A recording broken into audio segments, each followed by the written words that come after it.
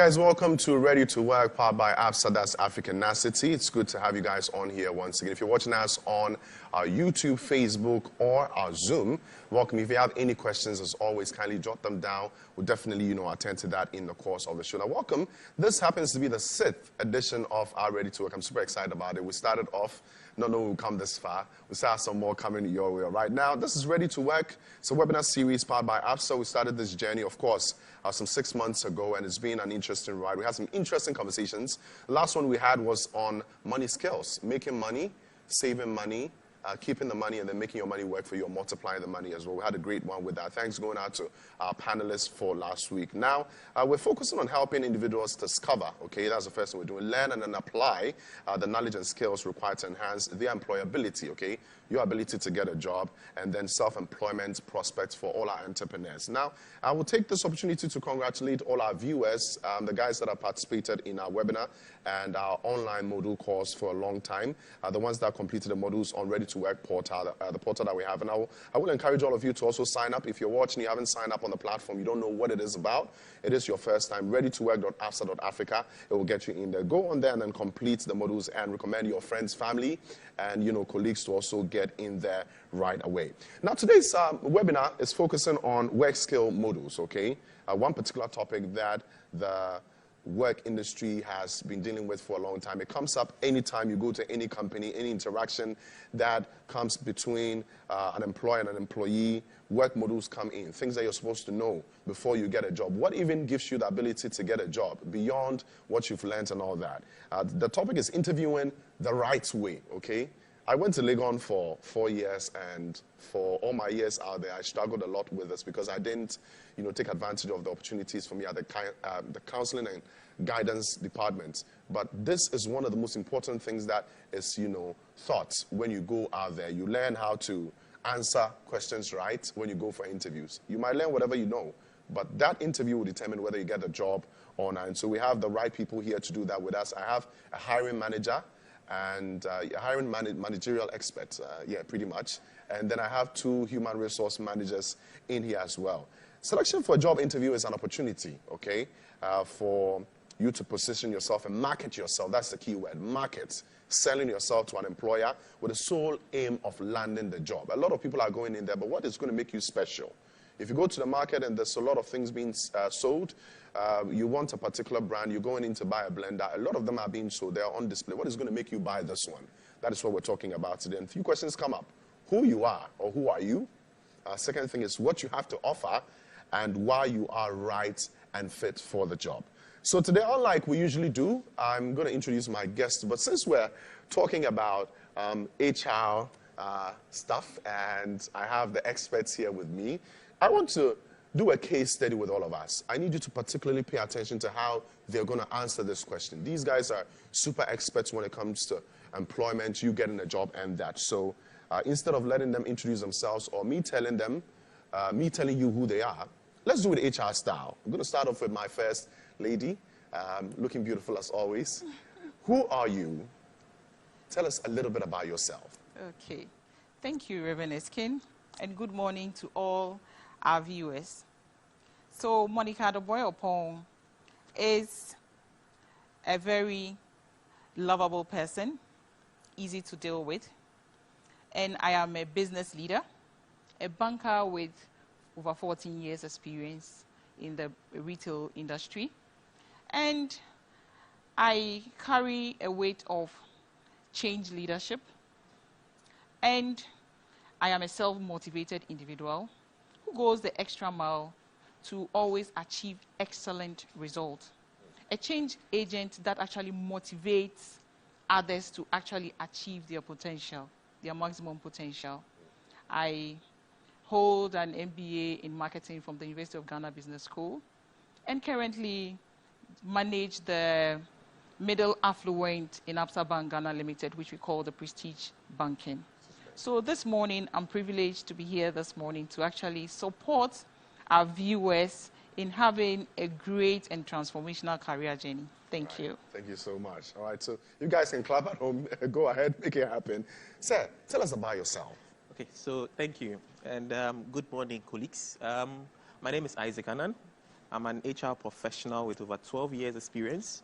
I'm an expert within organizational effectiveness, training and development, talent management, talent acquisition, and reward management. I have expertise across 2 continents and a number of countries. I'm also very passionate about developing young graduates. My interest in human resource management has seen me do a number of change management activities that have seen the business drive beyond its expected outputs. What I'm most interested in for now and in my career for now is about getting to the next level in my career as an HR leader in one prestigious company in the country. Right, thank you. So much. Ma'am, who are you, and tell us a little bit about yourself. My name is Patricia Abnakisi. I'm an HR consultant, career and personal development coach, and author. I'm the CEO of CDAT Consult Limited, an HR consulting firm. Helping people make the journey within themselves to bring out their potentials and guiding them to start and grow great careers has always been my passion. That's why I'm excited to be here, part of this program that actually helps the young people to enhance their employability skills and self-employment also prospects as well. Right. I have a master's degree in human resource management from the University of Cape Coast, the best university in the continent, you know. All right. So that focuses on human capital development.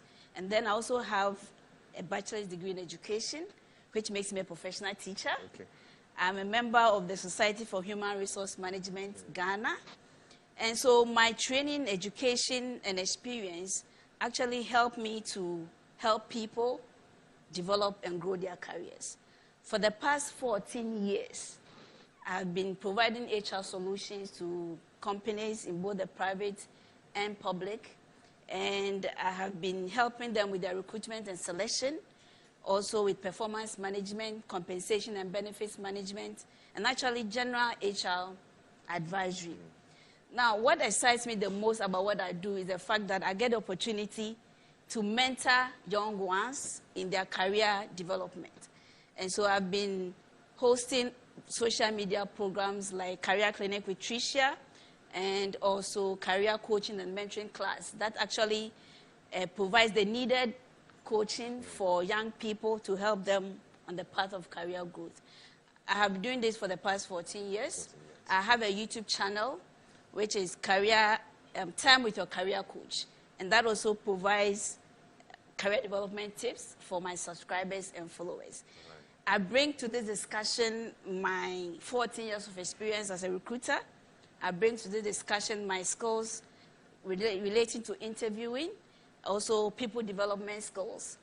And the fact that I have passion to help the young people find themselves within themselves, bring out their potentials, and guide them to develop great careers. So I'm excited to be here. And I know that by the end of this discussion, we would have made a contribution as to how the young ones would also grow their careers, start great careers actually, and grow with them. Wow. Thank you very much. I wish we could end at this point.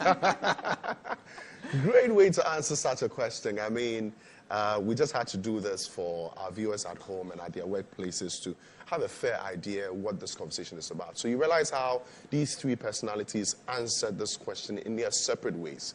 They put all the information in there, was precise on points, tells you their value, okay? Tells you what makes them special, what sets them apart from all of them. And we've had 3 of them talk, in the same time frame, but everything about them is special, all aligning to the fact that they want to put something more than what is expected on the table, okay? So that's how we're going to do it today. We're running straight into business. Welcome, guys. Monica, Ike, and then Patricia. I was going to call her Patricia until she mentioned Tricia for YouTube. So we'll just stick to Tricia, for this morning. Welcome, ladies and gentlemen. I trust you guys are all doing good, are looking splendid as well. Now, before we start our conversation, viewers at home, if you're watching us on Zoom, kindly jot down your questions. You can actually post them on there. The team will look through it and then pick the ones that you need. Any question you have on how to go for a successful interview or what to do at an interview to get you employed, kindly send it through on YouTube, comment box, Facebook, comment box. If you are on Twitter, the conversation, will get to us with the hashtag ReadytoWork, okay? You can tweet at ABSA Ghana as well and then get everything in there. Let me start off with you, Ike. When you ask a fresh graduate, okay, somebody fresh out of school, coming for employment, coming for an interview, this question, what do you bring to the table? Or what are you bringing to the table? Basically, what kind of value are you adding to my company or my brand? What kind of answer or how do you expect them to approach answering such a question? Thank you, Reverend. Usually when a question like that is posed, it's supposed to dig deep into what the candidate or the fresh graduate has actually learned and whether they've been able to connect themselves with the corporate world and know exactly their role or the role they want to play within the corporate world. So, first of all, if you've done your research, you know what the company is about, you know your value, you know yourself, you know your value, and you know what you've learned, and you've been able to connect some of these things that you've learned to the specific job that you've actually applied for, and you have been able to take some of these key requirements of the role. That is what we are looking for you to do. Connect to us. And then the best part, you should be able to tell us how your value connects with the value, which means that you're someone who easily gel with us. So you're coming in not just to bring something to the table of in terms of the job, but you're also coming in to bring something on the table of the company as a whole. So your connectivity to the business, what you've learned and what value you can bring in, that is very different from all other candidates. But the moment you don't do your research, trust me, you don't know how to actually respond to this. Monica, let me find out from you, right? He just clearly stated the fact that it takes more than just answering a question to get this right. You need to prepare, do your research. In your experience, have you had a situation where somebody comes in, clearly the person is super equipped, on point. You see the prospects in the person. You have seen what the person can offer you, but the person is not clearly able to define what they can bring on the table or the value they can add to your company? Thank you for the question. We've had a number of situations where people actually come in and they are unable to actually do that. However, for me, one thing that stands out for me is you may not probably have had some formal experiences, but you may have had some life experiences that you can actually bring on board.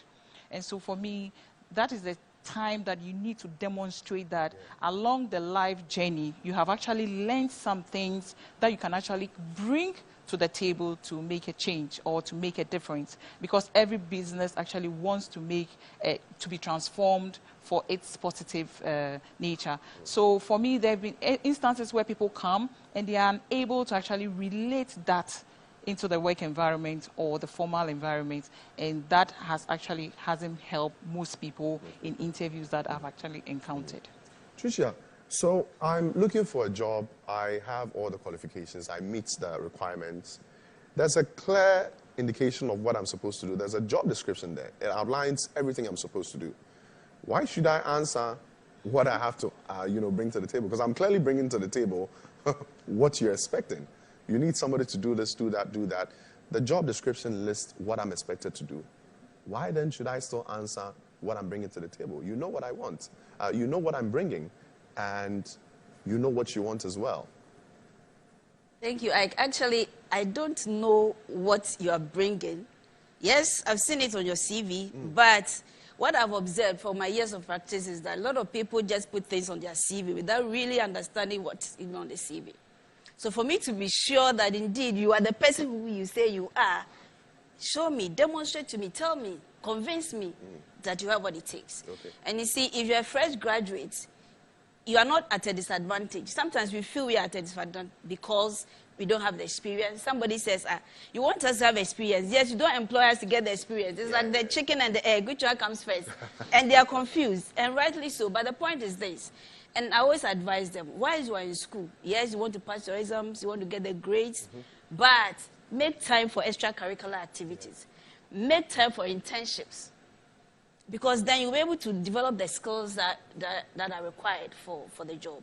So tell me that, yes, I said I need somebody who has great communication skills, for example.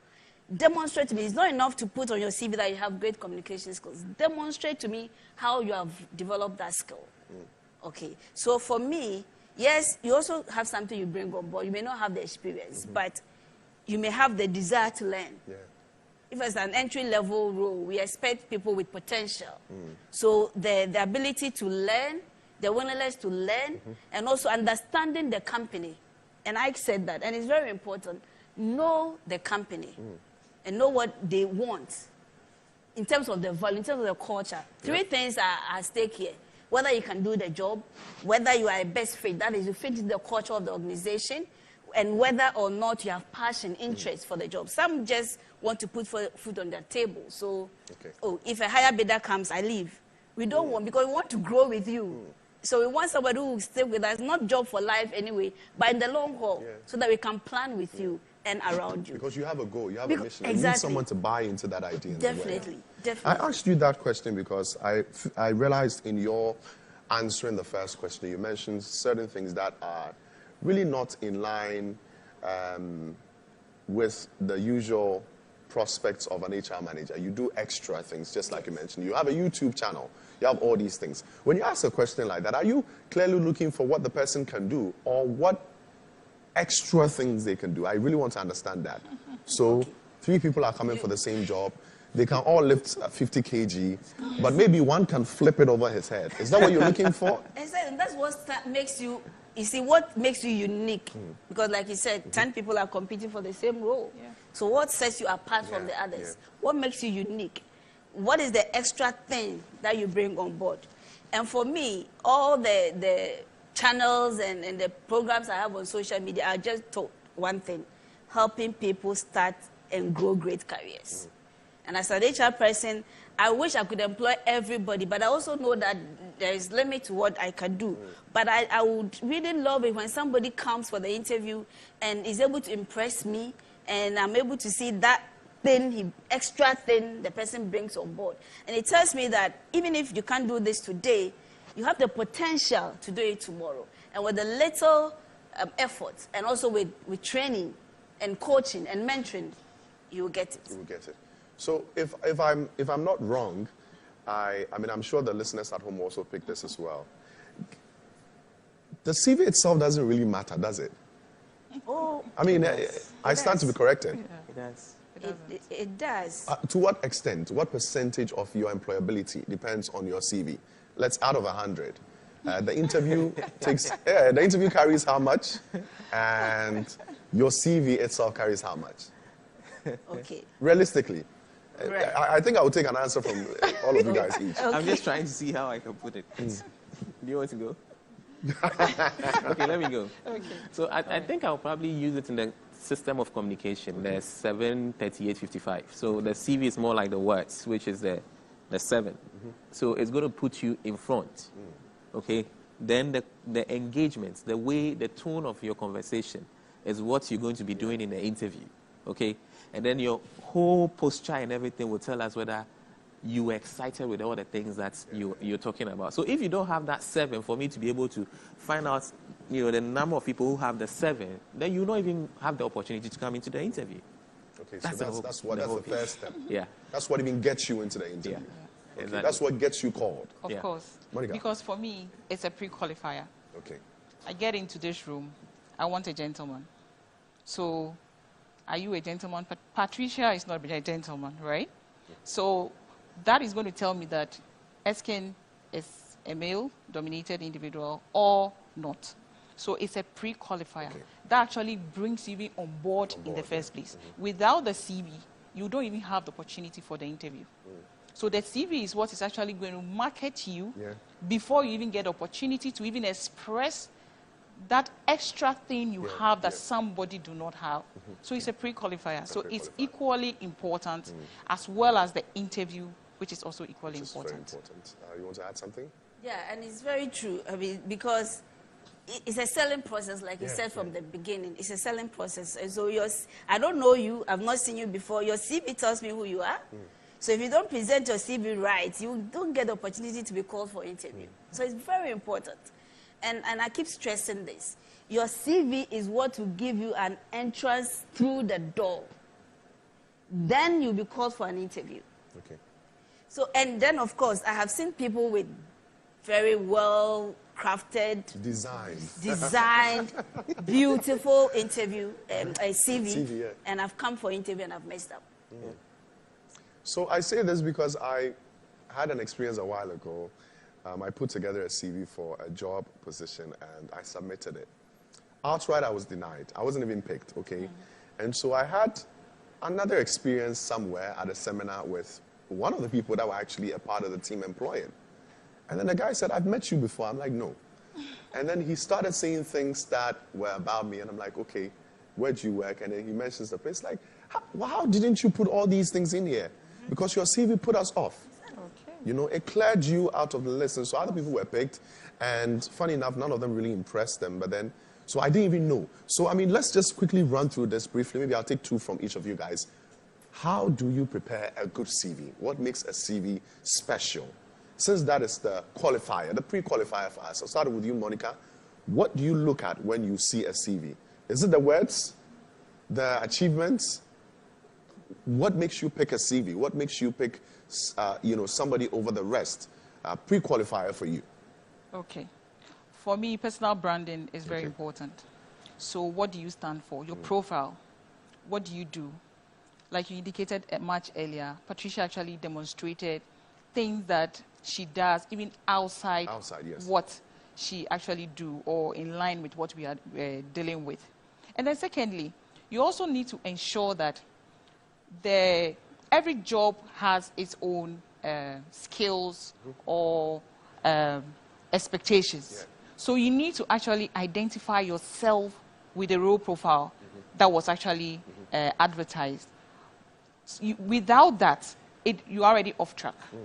So for me, your profile, very critical, and then the skill set that is required for that particular role needs to fit into the role profile that has been actually established. So you personally don't mind me putting everything in there? Not necessarily putting everything. What differentiates you? Okay. It needs to be clear. Yeah. What skill sets do you have that you need to add up to make it work? You need to be clear on the profile. And then the job description, you need to be ensured that there's something we call a job fit. It needs to align with the role profile. So for me, that's what I'll look out for as a hiring manager. So I think I'll pick a bit in the lines of marketing. So if you're a young graduate, just graduated, I don't expect you to have more than a sheet of information about yourself. Okay? And it has to be precise. To Monica's point, link it to the role. What that means is that you can't do one CV and send it to every organization that you're looking for, various types of jobs. Every job will have its own CV. The second part, the kind of font you select has to be readable, because when recruiters are looking at CVs, they've got tens of thousands of CVs to look at. In 15 seconds, they should be able to pick certain salient words that connects to the role. Yeah. So if your font type is actually all over the place and so many words and all that, you miss out on that. So very precise, opened up enough for reading. Yes. And then make sure young graduates, the very first thing that will come out will probably be the fact that you've actually graduated. Then some of the things that you've done. So to Patricia's point, maybe internships that links to the role and all that. Very simple. Don't write too many things. And then you put in an achievement under each of the internships or each of the areas that you've actually exposed yourself to, maybe a leadership role or something. You put down 1 or 2 achievements. What that does is it gives you probably 1 sheet. Brilliant. If I see this, in less than 30 seconds, I'll read everything. What does that also do for you? Probably if I'm looking for 5 and you were the first few to give me this clear one, you become part of the 5 and then the rest will miss out. Yeah. All right, Tricia. Yes, what they've said is very true. And for me, I do a lot of recruitment, and so I receive hundreds of CVs. I don't have much time to go through. So, like I said, there are certain things you're looking out for. The key ones, the keywords. And even if it's done technologically, you still miss out if you don't have those keywords in. And you don't have to really focus on your achievement, yes.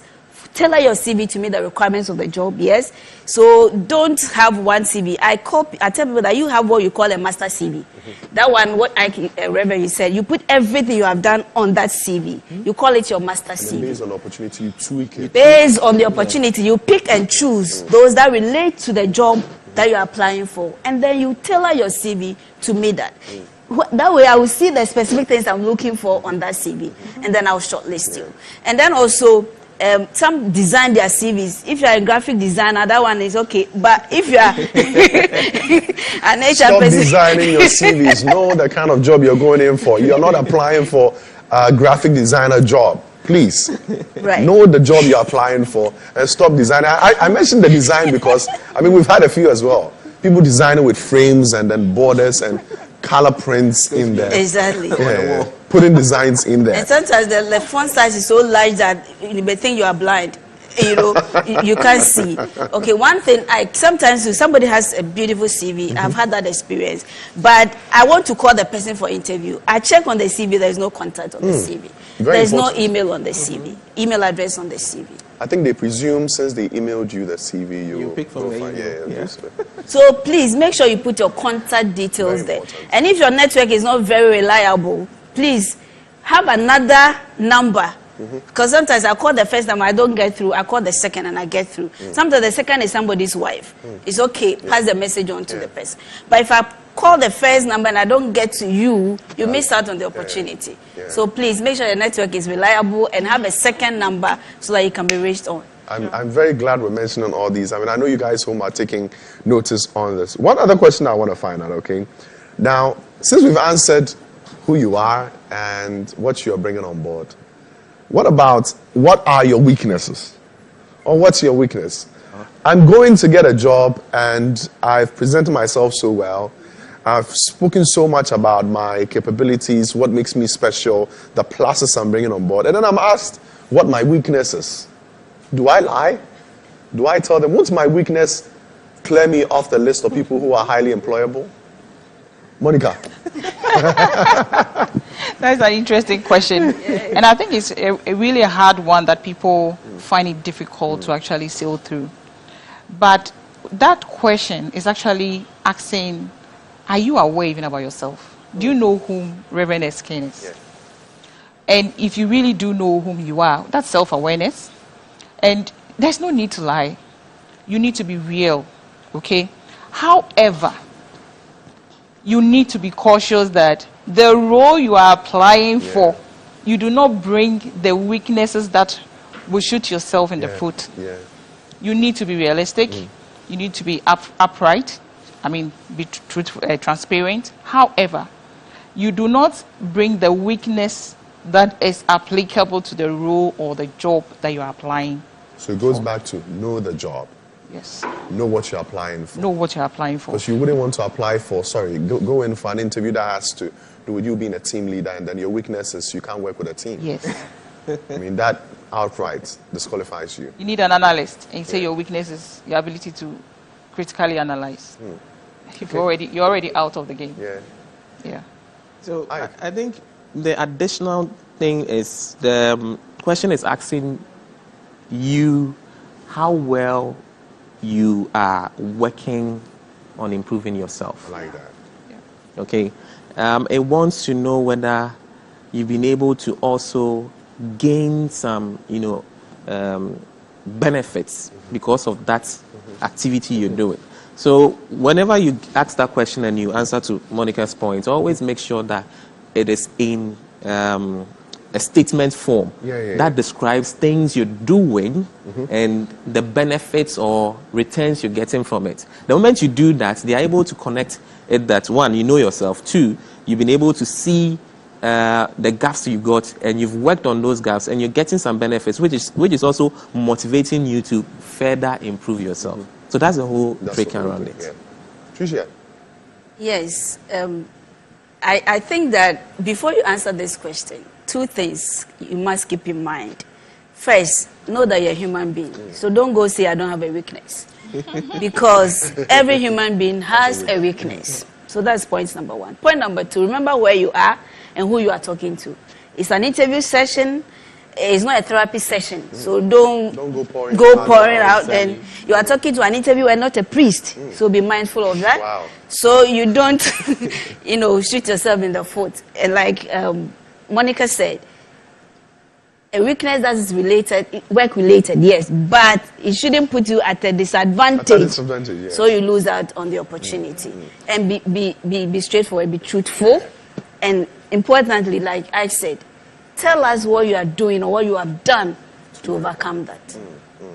Very important. I think we should frame. And I have to say this. I've had several, discussions with you guys. I mean, Ike has been here already, but today's points are sharp. Yes, exactly, straight to the point. I believe. I mean, we're all having a reality check at this point. If you're watching at home, get used to these things. These are things we want you to know. Okay. I've had a similar experience. I mean, today I'm sharing a lot of experiences with us. So my current space periodically has, appraisals, okay? And so it's sort of like a self-assessment, interview with your supervisor, sorry. And then you're asked what your weakness is, okay? What your weakness is. And I mean, I have to basically tell my supervisor what I'm not able to really pull off, okay? And so mine will be, I remember the last time what I stated was that if there's an issue with the console, it gets to a point where I panic. Because let's say I'm on air, I'm on radio, and then something goes off in there. I panic, I have to either stop what I'm doing or go call the tech guys, okay? But I wish I could get training on how to use the console well, the ins and the outs of the console, so that when I realize this light is blinking, this is what I do. So it's my weakness, but this is what I wish can be done on it. And I've also checked online, just like you said, seen videos about it. I'm still not clear on it, so I wish this can be built on. I mean, if I could get help on that. And it's always perfect. And so, mind you, you're not talking to a priest. You're talking to your employer, somebody that's going to put, you on the job in the near future. So mind how you talk. Just research on what space you're in and what kind of job you're looking for. Check with which of your, weaknesses falls in that line. Just don't go talking anyhow like, Monica said. One other thing I want us to, talk about, which, I mean, today's interview is more of, things I have personally experienced. So the last interview the last CV I presented had a part in the application that said, point out one challenging situation you've dealt with and how you got over it. In this particular case, if you ask an interviewee,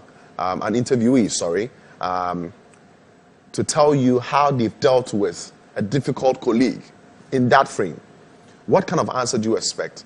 Challenge or how they've dealt with a difficult employee, maybe somebody that is not really, doing what the person is supposed to do. How do they deal with them? What kind of answer do you expect? Bluntness? I think we'll start with you. Let's let Monica breathe for a minute. You can rest. All right. So, I always want the candidate to be able to tell me the situation, because a difficult colleague will not always be difficult. Okay, there will be a situation that created that difficulty for you. Okay, so first of all, have a plan in place. I want you to be able to put in a very simple structure. I think Patricia probably knows this. We call it a STAR model. Yeah. The situation, the task, the action you did, and then the results. Yeah. So in them, you pose a situation, you give some clarity to the panel, and then you tell them what really caused the challenge, okay?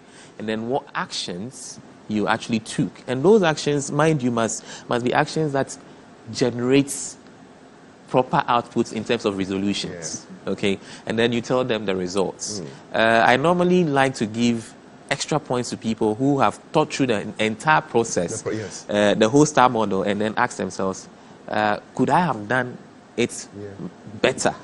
And probably put down some other solutions that they would use the next time that issue comes up. Because that's a difficult situation, will definitely arise in a different environment. And you need to always be able to improve beyond what you faced earlier. Okay, so that is what I always expect to see. Tricia? Yes. When you ask this question, two things. I keep saying two things, right? Expect it. First of all, we are looking out for how you work in teams and how you handle conflict. That is the motivation, that is the reason for this question. How you work in teams and then how you resolve conflict or you handle conflict. Because you are going to work with people, and so there will be an instance where you have an issue with somebody. Do you just pack your bags and leave, or you work to resolve it? And so the process that Ike spelled out is very, very important. And the last R I will add, so it will be 2 R's. So the relevance. Once you've indicated the result, the relevant, what did you learn? And the skills you learned, how is it going to add value, to the current job that you're looking for? All right. Monica. Okay. So in addition to what they've said, what I would want to look out for is your level of engagement. How do you empathize with that particular person you are claiming is a difficult person? How can you really put yourself in that person's shoes? Maybe the person is going through some practical issues that is actually making him or her difficult to handle. So you need to first of all understand the situation in which the person, is. Then based on that, that will give you an informed decision as to certain action, which is the approach, how to handle it. If the person is just unnecessarily being difficult, you need to strategize. What do you have to do differently? You need to try as much as possible and be professional. Where the person is overly difficult, you need to put in place and say, okay, this time around I need to engage with you on emails, because there are things that you can actually overcome, but you just try not to. So depending on the situation and your level of engagement, empathizing, being in the person's shoe, will actually determine what actions to take to make it an effective one. All right, thank you. you. Yeah, sure. I'm glad we're getting more. Yeah. You go and then I'll add something to it. So there have been instances where I've encouraged people who are having conflicts, colleagues, to, okay, why don't you go out of your way to find out what the issue really is, out of the work setting. So sometimes you take the person to lunch, have informal discussion. It will come out. For all you know, the wife is giving him wahala or vice versa.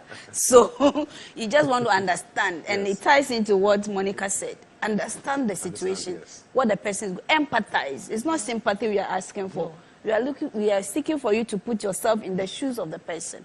And then you understand, if I was in this situation, how would I behave? Perhaps you even behave worse. So you understand the person. And then you go out your way to resolve it.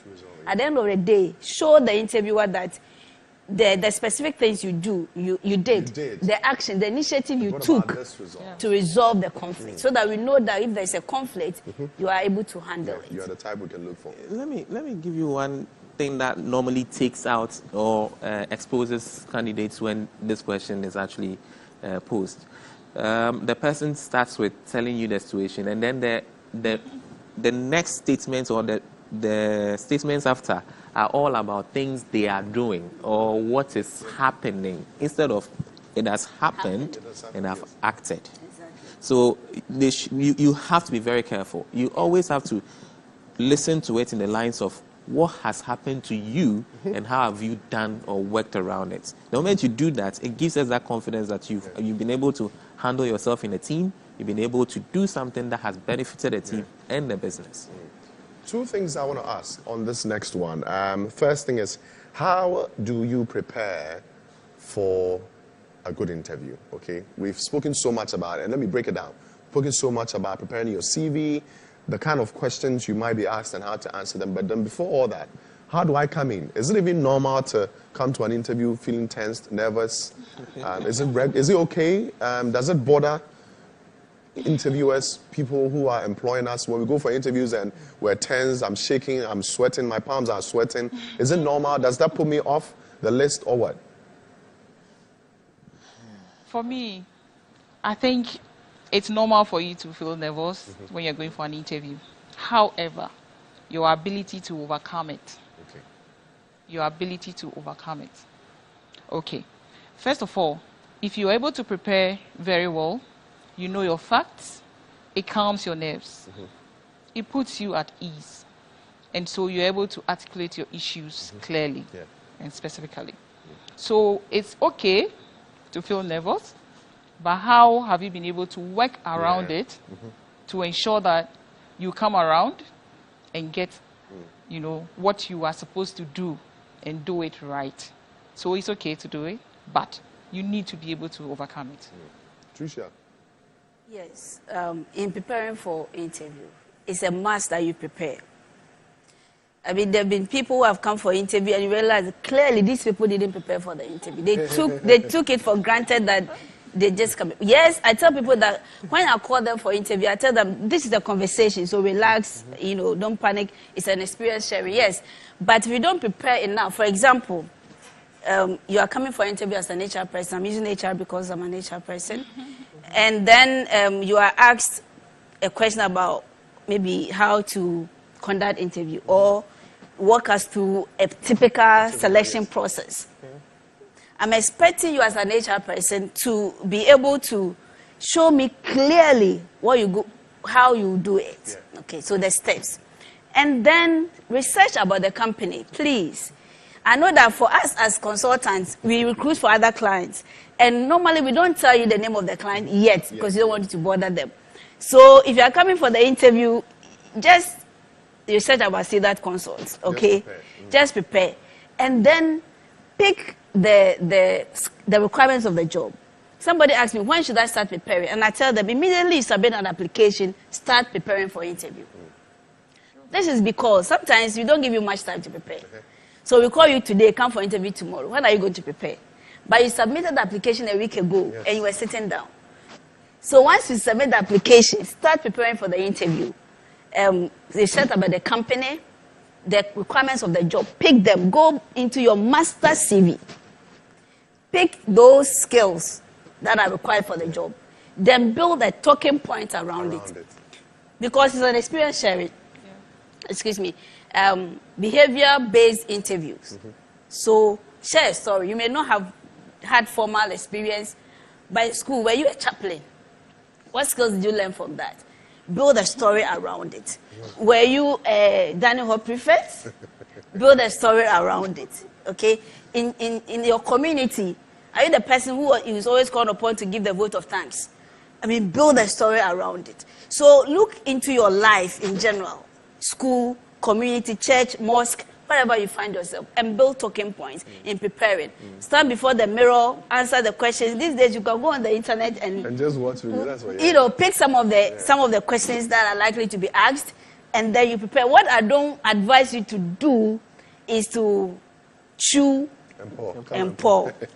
Because it shows. When you come and you are pouring what you have chewed, that's when they come in and then the study was about a bed. And then so much about a bed, and then now he's asked about the tree, and then they start talk about the tree 1 minute, but a bird stays on a tree. So let me tell you about the bird at this point. That's when you start putting that in. Exactly. So build a talking point. You realize that if you prepare, it's easy. The nervousness will go down because you're able to come in. Because when you come and you're nervous, sometimes I've asked people to go back, sit, not go back home, but sit.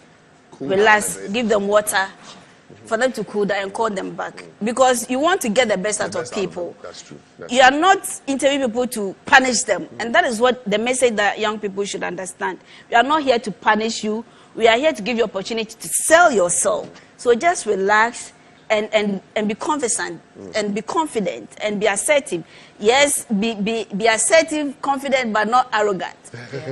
There's a thin line between the two. Sometimes people blabber, they talk too much, and you realize they started good.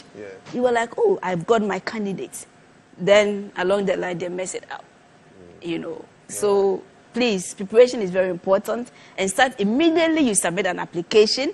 Research about the company. Research in terms of the skills required for the job. Research about, because three things are required here. When we are interviewing you, we have three questions in our minds. First, can he do the job? And second, can he fit into the culture of the organization? Can we work with him? Because you may be skilled, but if you can't fit into the culture, we can't have you. So, for example, if our culture is a learning culture, and you're somebody who, after school, you've not even read one book, and you tell me, I ask you, because if you're learning culture, I want to find out What have you learned? What have you learned? Yeah. So I will ask you, That's true. share with me a book you've read in the past 1 month. If you've not done anything like that, I've it read tells the me Bible. that Bible. the Bible. It tells me that you don't have that learning culture. And then the passion for the job. So 3 things: your ability to do the job, your faith into the culture of the organization, and your passion, interest. And it shows. If you're interviewing, you're interested, it shows. It shows when you've researched about the company, you know what the company is doing. For example, APSA is into this, helping people develop their employability. I'm excited about it. That's why I want to join this team. You know, so that should clearly be demonstrated. All right. Mike, I'm going to come to you. Hold your horses for a minute. We're going to go for a quick commercial break. If you have a question, we're going to attend to all of them right after this. Don't forget, this is Ready to Work, powered by APSA.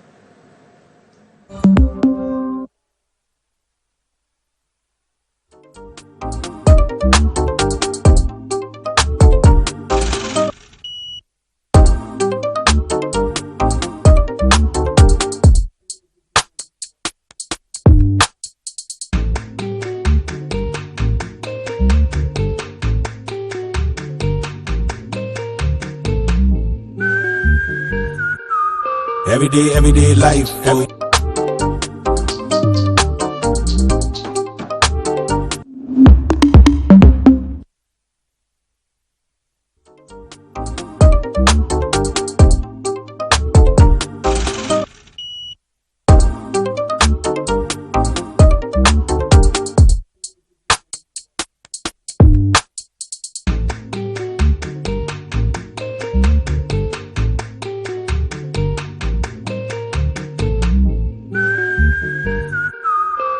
Everyday life.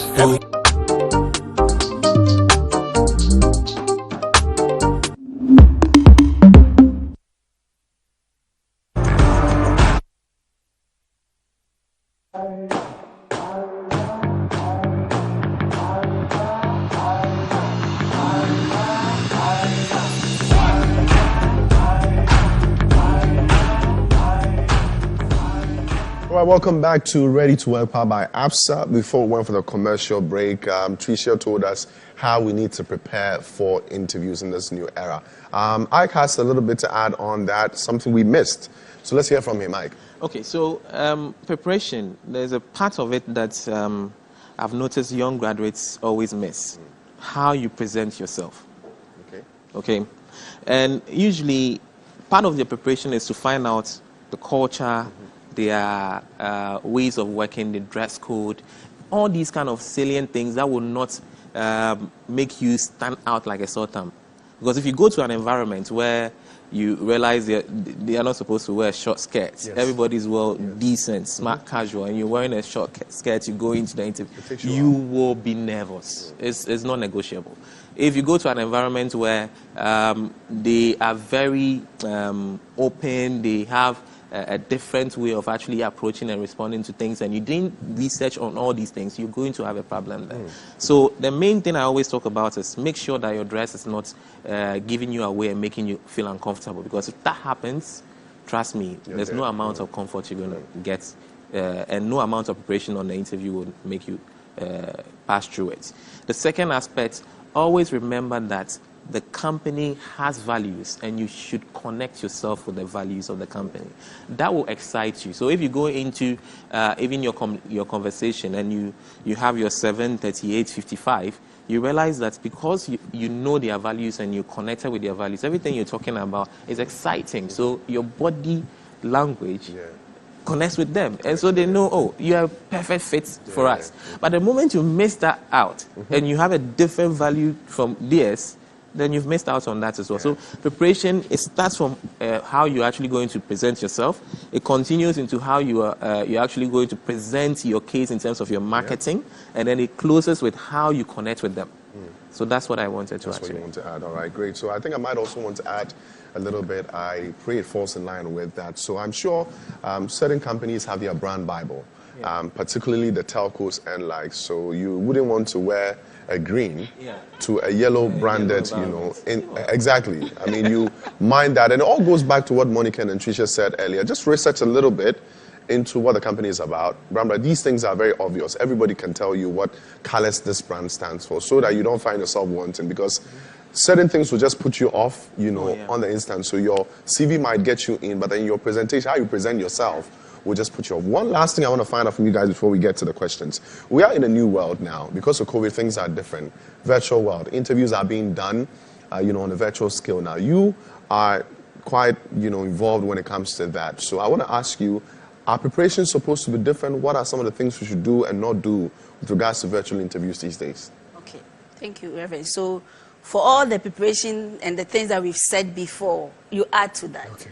So you don't leave out the preparation as if you're going for a physical interview.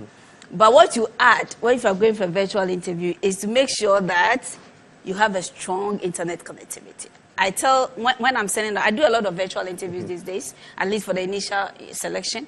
So what I tell them, when I'm sending them the email, inviting them for the interview, I tell them that, look, make sure that you have a strong internet connectivity.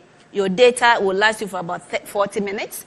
I tell them all because I understand that sometimes somebody might take it for granted and not prepare that along those lines. And then also your background. Yes, it's a video. For instance, I was having an interview and somebody was not wearing a shirt. It was for a marketing role for a client. And the person was lying on his bed and connected to the interview. So I asked him, do you really want the job? He said, yes. So why are you naked? I mean, from up. He says, I have rashes. So I asked, so for the next 30 minutes, if you put on the shirt, what will happen? I mean, rashes. So it was really a no-no. I didn't really continue. I mean, seriously. So dress as if you are going for a physical interview with all the points. If you are in that, go conservative. You will never go wrong with conservative. So the formal way of dressing. And if you're a lady, dangling earrings is a no-no. I mean, there are other things that we can look at, but dress appropriately and professionally. And the background. So if you're using Zoom, for example, Zoom allows you a virtual background. Yeah, to change your background. So choose a virtual background that is free of noise and distractions. And move away from where you have noise. Sometimes I understand that the person is in a family house. They are sharing one room. And they want to have the interview in that room with all the noise going on. So move out. Maybe go to a place that allows for sitting around and then have your interview peacefully. And apart from that, make sure that you make eye contact. So you look into the camera of whatever device you're using. It comes to us directly that you're making contact. And don't be looking around, you know, because you see, if it's a physical interview, you will not just be doing that. So it means that when it's virtual too, don't do that. Just focus on the discussion. If you want to take notes, take note, but don't be seen as reading something. Sometimes I catch them, you know, I arrest them. I say, hey, you are reading. Because you see that the person is up there and reading something. Don't be reading, guys. Tricia will catch you. She will catch you. So that is it. Strong internet connectivity is very important because you see, when it comes on and off, you yourself, you'll be frustrated, like I said, and you'll be in a position where you won't be able to continue any further. And there have been instances where I've told them reconnect, but the nervousness itself, when they come back, you see that they are shaking and they don't give up their best. So I also encourage, if any recruiter is watching us right now, please give them this information. Let them know. Give them what they need to know so that when they come prepared and it will really help them. All right. Ike. So I just want to add some few tips to it. The first one is make sure you have a double of everything in terms of technology. And test all of them. Ensure that for internet you have your one connected with power. So let's say ECG decides to actually punish you for the day, you have your dongle to go with. Okay, and they should have enough bandwidth for you to have a video conference. Because if you don't do that video conference, there's that mindset that you're trying to cheat some other candidates. So that's very important. Double of everything. The background is very important. To Patricia's point, if it is a compound house, my best advice is try and get a cafe or talk to some people where you can get a quiet environment, prepare very well, and then go and sit there, check whether your connectivity works there, and then use it over there. The third part, the way you talk in the interview, face-to-face, is the same way. So the greeting thing has to happen. You need to make sure that you're connecting eye contact, as she mentioned. Make sure you know the names and then relate to them with their names or by their names. And then I think that should be easy for you to close out. Right. Monica. Okay.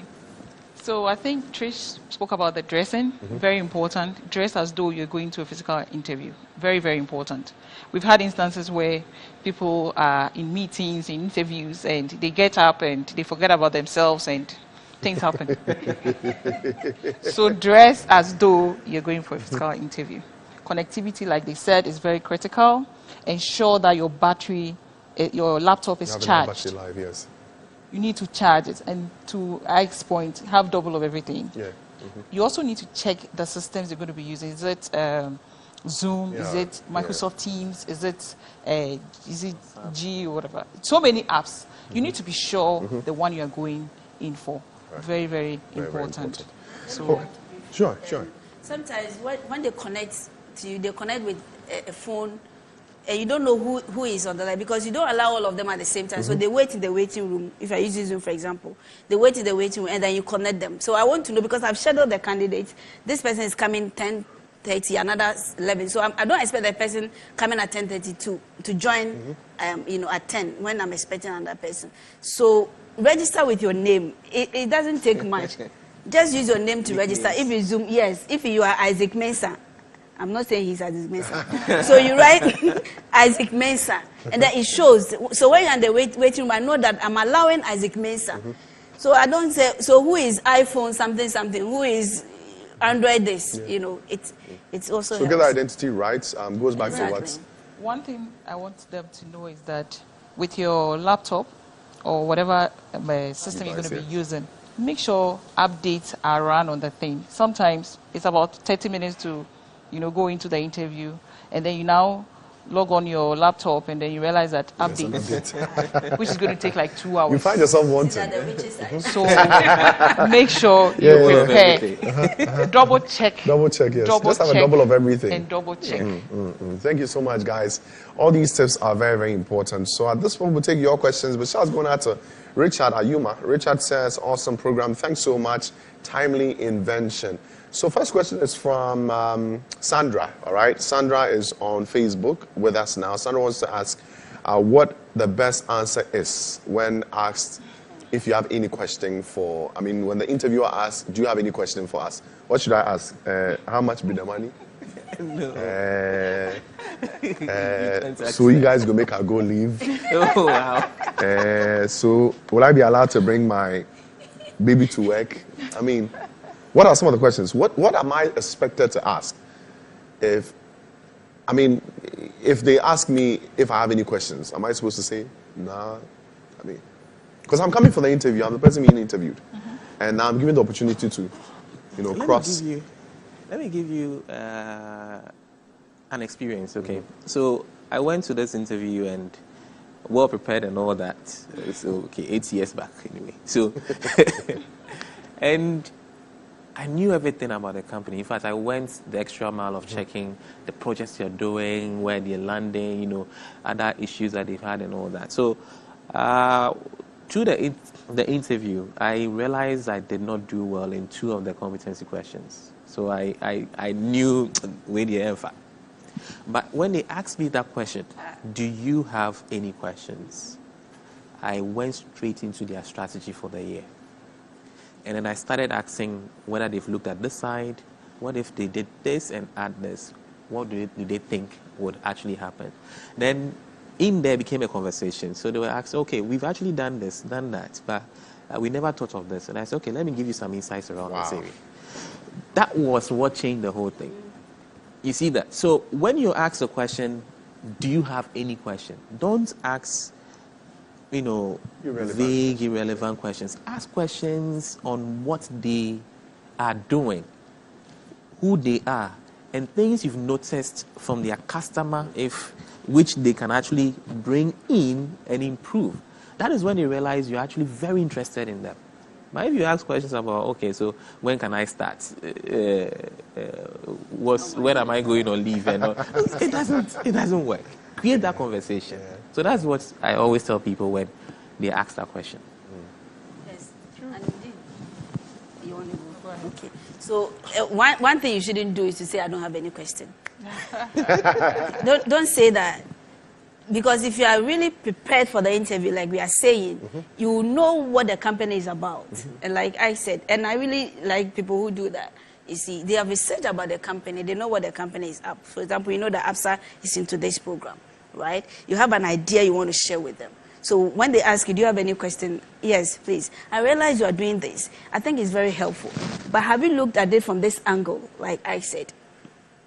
And then also, simple questions that you can also ask if they are not into any project, for example, you can ask them. So in this position, what do you think are the, not what do you think, but what will be the career progression? Because I want to stick with you for the long haul. So what is the career progression for this particular role? I mean, it's okay. Or I realize that one of your values is this, and I've seen it to be a bit, if I'm able to demonstrate this value, what would be the addition to the team? So you're asking, somebody said, ask end of semester exams questions, not mid-term exams questions, you know. So questions that are relevant to the job and to the company. Remember, see, the company is not for the Christmas. And they don't just want you to come and occupy space. They want you to add value. So demonstrate how you're going to add value to the company. And justify why we should employ you and pay you. Okay. Monica. Okay. So for me, in addition to what they've said, the question line can also be how commercially aware you are about the company and what is going on around in relation to what the company does. By so doing, they actually get to know your in-depth or your level of preparation. So when you bring that on board, everyone will start having an interest, and like I said, you will start a great conversation that will actually end you the job, actually. He actually got the job, I guess. I mean, I would personally ask, so I'm the type that loves when I get to grow on the job, okay? So there are things that I can do now, but I want to build my skill set, okay? And so for someone like me, if I'm asked to ask a question, I would ask what the company's training culture is. Do they have a plan for that? Right. I mean, what kind of resources are available for when I want to maybe add another quality? Because I'm staying with you for 4 years, but I'm hoping by the time there's a big opportunity for me to use my skills in the company, I'm up to the task. So do you offer training? Will you pay my masters if I want to? I mean, that's just on the lighter side. Anyways, so another question. We have 2 more. I will try and attend to all that before the show ends. This one says, is it ideal, okay, still on the questions, is it ideal to ask for feedback on an interview you have attended? And is there a time frame? Can I ask at the end of the interview, did I do well? Did I answer this right? Or I wait and then send an email after? How do I even go about that? Is it even ideal? Is it right? Tricia? Yes, I mean, ask for feedback, but like you said, the timing. Especially if you've not really aced it, in quotes, and you say, how did I do? You may not like what you hear. Yeah, they will tell you. Right? And that may spoil your day. So yes, ask for feedback, but wait. And you see, it's a culture, and I don't think Ghana, we do that much, but we should begin to do that. If I call you for an interview, I should be comfortable to give you my contact or my email address, that if you want to follow up, you can. But as if we make it, I don't know what we are trying to achieve, but let's be out there. I know that sometimes people can bother you, especially you are asleep with 1 a.m. and they are calling you when they shouldn't call you. But you set the parameters, okay? But ask for feedback, send an email, and the email should first of all be a thank you note for the opportunity for the interview, because not everybody had that opportunity. And then you want to find out how you did, and then most importantly, areas for improvement. Okay. So I know I did ABC, but I know there's room for improvement. What areas do you think I should focus in improving, so that I will better my chance the next time, even if I don't get this? And it's very important. So you're asking for feedback, but feedback also for improvement. Yeah, I like that. Yeah. The moment you do it, it means that you are finding ways to improve yourself for your next interview if you fail. Exactly. Yeah. I think I'm aligned with Tricia. Yeah. All right.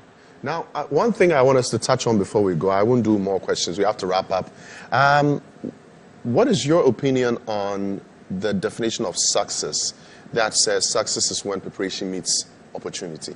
Do we all agree? If you don't agree, what do you say? I mean, we're wrapping up, so let's just touch on that. Success is when preparation meets opportunity. Okay. So definitely you need to prepare. And like I said, self-awareness. You need to know what gaps you have. Then you also have to actually start closing those gaps even before the opportunity comes your way. If you don't prepare, the opportunity will come and you actually will miss it. The other thing is that from where I come from, God has given us all the grace, okay, every individual the opportunity to do that. Yeah. However, have a good heart towards people. Learn to be good, and grace will find you. And that will create that opportunity for that preparation you've actually been preparing yourself towards to achieve success. So for me, prepare, but when the time comes, make sure you identify the opportunity.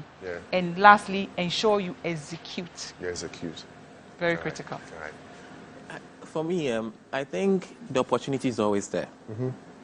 The issue is rather whether we've prepared enough to pick one of those opportunities. Because let's face it, you're a young graduate, you just graduated. How many young graduates are there in the country within that year? And if we're taking, let's say, 15% absorption of young graduates year on year, that means that you've got about 4 or 5 years worth of young graduates that you'll be competing with. So if you are not preparing yourself for your next phase in life, the opportunity is right around you.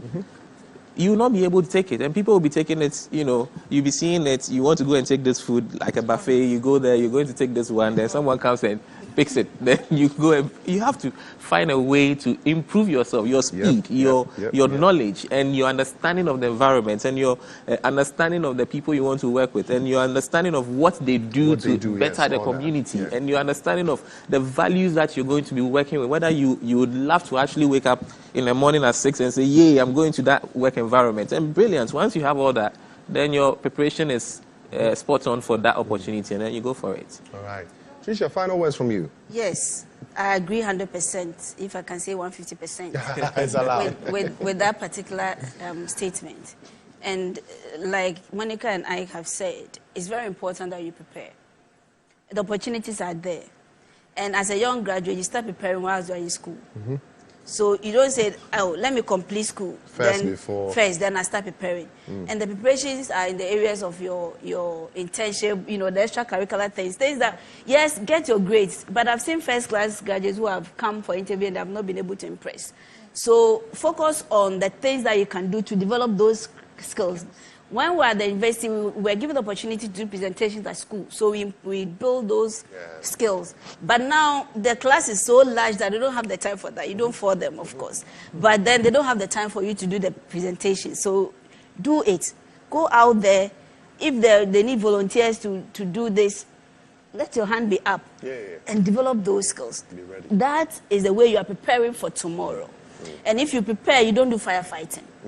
If you don't prepare, that's when you do firefighting, you know, always. And that's when you complain a lot.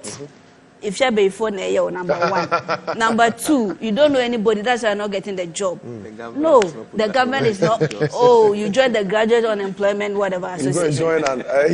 You know, we shouldn't be. Okay, so prepare. And the little things matter. That's what I said. Let me take you back, please. In your community, in your church, at the mosque, in school, the little things that people overlook, those are the things you need to do to prepare yourself. Then you build those skills that are needed, so you can, when the opportunity comes to go for interview, you ace it, and then you get the job, and then you begin to grow from there. No, all right. I actually selected a candidate whose leadership experience came from choir leading. Well, it's a good leader. And she's brilliant. That's her date. Guys, thank you so much. We wish this conversation could continue, but I mean, it's going to continue on the socials as well. The hashtag is ReadytoWork. The model is still on. If we couldn't answer your question, don't worry. The team will get in touch with you. But thank you so much, Monica, Ike, and then Tricia, for spending time with us this morning. I'm looking forward to us having a conversation again on this. I think a lot of things, still have to be touched, but the next time we sit again will be somewhere around the end of next month. Be on the lookout for International Savings Day, okay? ABSA has something special coming up. Just stay glued to our socials if you want to find out more about what our next conversation will be about. But let me tell you about the ABSA Ready to Work platform. It provides materials that helps young people, you and I, to develop our work, people, and money and entrepreneurial skills as well to basically fit in this economy. It is an online training tool. It's here, gives members the opportunity to choose a path and pace, to learn whatever they want to learn on their complete modules. People just recently finished theirs. You can also get a start today at your own convenience. Just get it. Now, the website is www.readytowork.absa.africa. Kindly log on to the portal, register, and then complete the modules. Also, we'd like to connect with you on our socials. Get in there. Our handle is ABSA Ghana on Twitter, Facebook, and Instagram. Just go on there.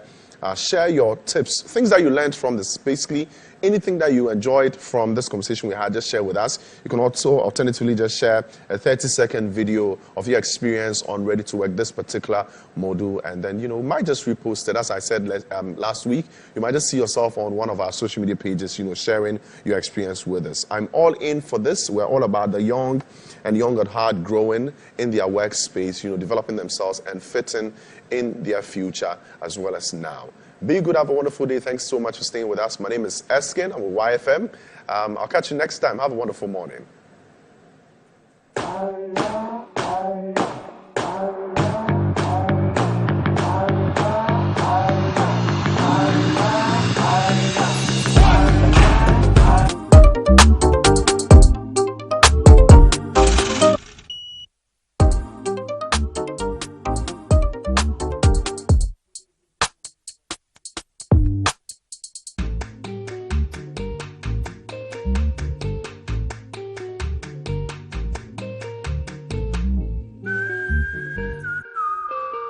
Everyday life.